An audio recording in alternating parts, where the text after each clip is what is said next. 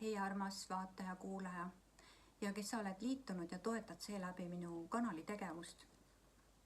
Valin täna uue nädala kaardide sõnumi kanaldatud valguse sõnumi kaartidega. Ja selle kaanepilt tähendab seda, et see alumine poolkuu on nagu anum, mis hoiab enda sees energiat, sinu energia välja.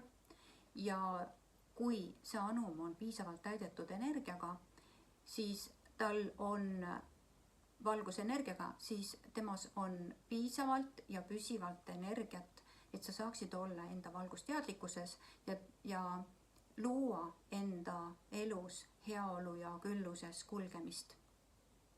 Nii et iga kaardi valimine annab sulle võimaluse saada seda valguse energiat juurde, et sa saaksid olla iseenda elu looja ja luua enda elu heaolu, külluses, armastuses ja teadlikkuses enda loomepotentsiaalist ja loomejõust ja väest.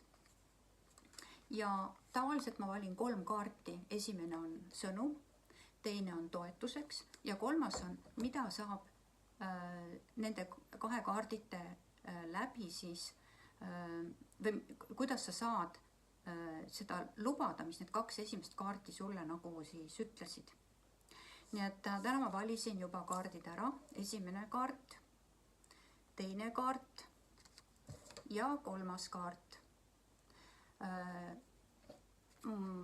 Sümbolitena on see kaart puhastus, teine on energiastruktuuride puhastus ja loomine sinu siis algsesse jõusse väesse ja 3. on siis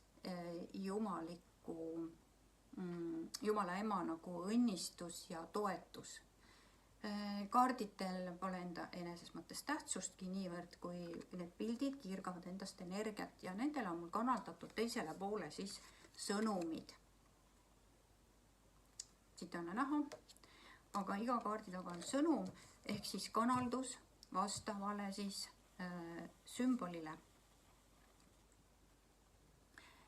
Ja pikemas salvestuses, kuulamises saad sa siis kuulda, mida need kaardid sulle selleks nädalaks siis sõnumina siis ütlesid.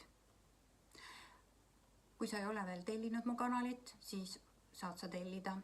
Vajuta like või telli, kui sa ei ole liitunud ja seeläbi toetad mu kanali tegevust, on sul võimalik ka seda teha. Kallis sa oled,